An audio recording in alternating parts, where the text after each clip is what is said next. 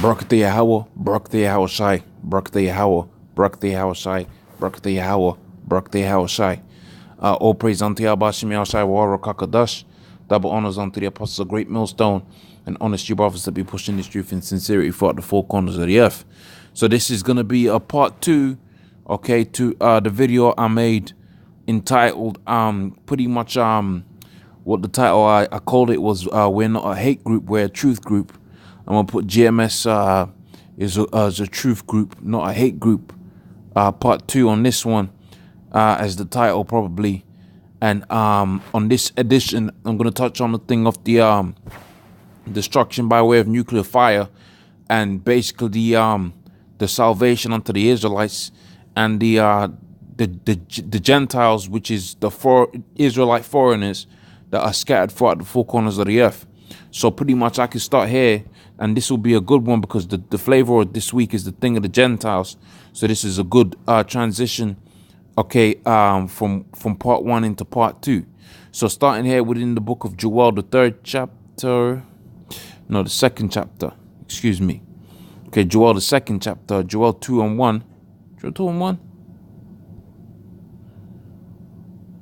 Okay, here we go, Joel 3 and 1. My apologies. So it says here, for behold, in those days and in that time when I shall bring again the captivity of Judah and Jerusalem.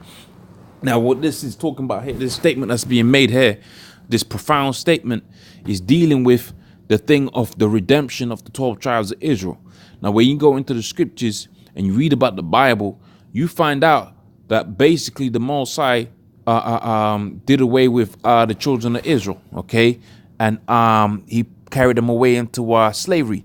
The proof of that is the book of Hosea and the 1st chapter, and right down at the bottom, we go from the 9th verse. So it says, then said the Most High, God, Yahweh, call his name Lo on me, for ye are not my people, and I'll not be your power. Yet the number of the children of Israel shall be as the sand of the sea, which cannot be numbered.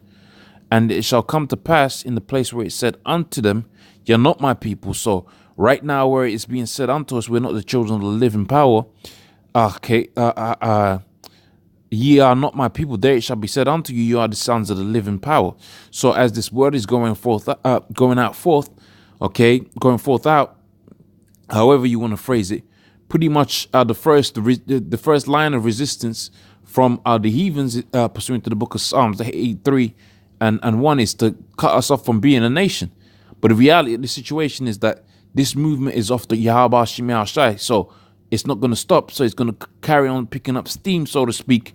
And as a result, people are going to come to the realization, they're going to admit that we're the children of the Most High, the living power. And in our deliverance, that's going to be even more manifest. Matter of fact, when you go into the book of Wisdom of Solomon, the 5th chapter, it talks about the strangeness of the salvation of the 12 tribes of Israel. All right, so people are going to know. The book of Proverbs, Wisdom of Solomon again, the 5th chapter, it says, we repenting and groaning for anguish of spirit. A lot of the people are going to be dismayed when it's fully manifested who the chosen people of Yahweh Shem Shai are, okay? But a lot of people also at the same time are going to admit to it, and you got videos on YouTube of people coming out with it. Now, like I said, this video is dealing with what? This is dealing with the destruction of this planet by way of nuclear fire, which is a truth pursuant to the scriptures, and the Most High redeeming and sifting the children of Israel as the World War III is playing out, which is going to be played out by way of nuclear fire, all right? The Lord also is going to be sifting his people from among all nations, okay? So here we are reading that what? You are not my people, but then the Most High saying we're going to be what? We're going to be as the number, we're going to be as the sand of the sea. 11th verse says, then shall the children of Israel and then shall the children of Judah and the children of Israel be gathered together and appoint themselves one head, okay, and they shall come up out of the land of great, and shall the land, for great shall be the day of Jezreel. Now let's go back to this scripture right here, right? So it says there, the book of Joel, the 3rd chapter, it says, for in those days when I bring again the captivity of Judah and Jerusalem, so Judah and Jerusalem scattered throughout the four corners of the earth, but we was going to be as the sand of the sea, and the Lord was going to deliver us by bringing us back to be what? One nation with one head. All right. As this is happening, in parallel, the scripture says that what? I will also gather all the nations together and bring them into the valley of Yahweh, meaning the valley of judgment. And I'll plead with them there for my people and for my heritage, Israel, whom they have scattered amongst the nations and parted my land. Now, this is an important thing, because this is the judgment that was going to come upon the people of the earth. Now, let's read this scripture here. All right. Zechariah 5:1, it says, and then I turned and lifted up my eyes and looked, and behold, a flying roll. And it says, what seest thou? And I see a flying roll, and the length thereof 20 cubits, and the breadth thereof 10 cubits. Then he said unto me, this is the curse that goeth over the face, over the whole earth, for everyone that stealeth shall be cut off, and everyone according to it, and everyone that sweareth shall be cut off according to it. So that's part 1. All right. Now let's take a look at part 2 of that scripture. So part of the judgment is going to be the chariots of the Lord, and part of the judgment is going to be the ICBM nuclear missiles. The book of Zechariah again, the 13th chapter. Was it the 12th chapter on the 14th verse? Was it 14 and 12? I got it backwards, 14 and 12. So this is part 2. All right. And this shall be the plague, Zechariah 14 and 12. And this shall be the plague wherewith all the people that are fought against Jerusalem, their flesh shall consume away whilst they stand upon their feet, and their eyes shall consume away in their holes, and their tongues shall consume away within their mouths.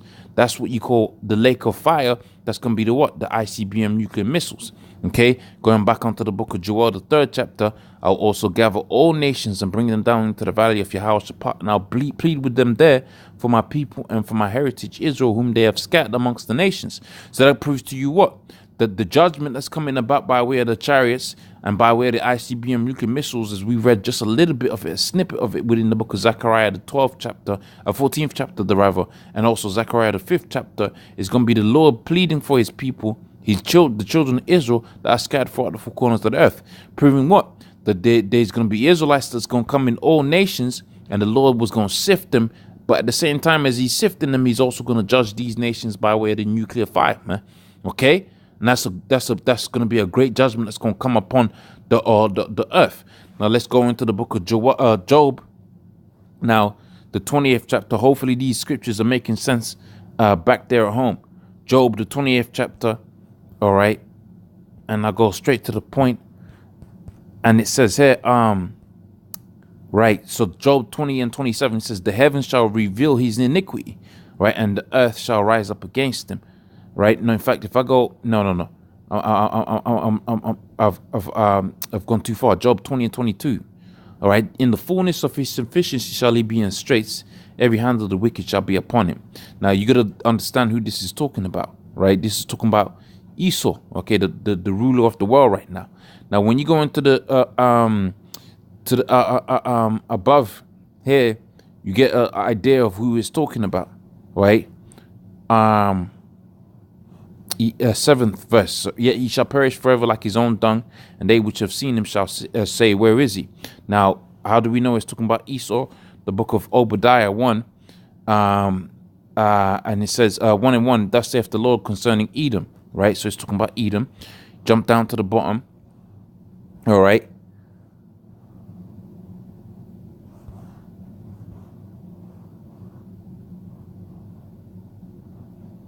Okay, jump down again.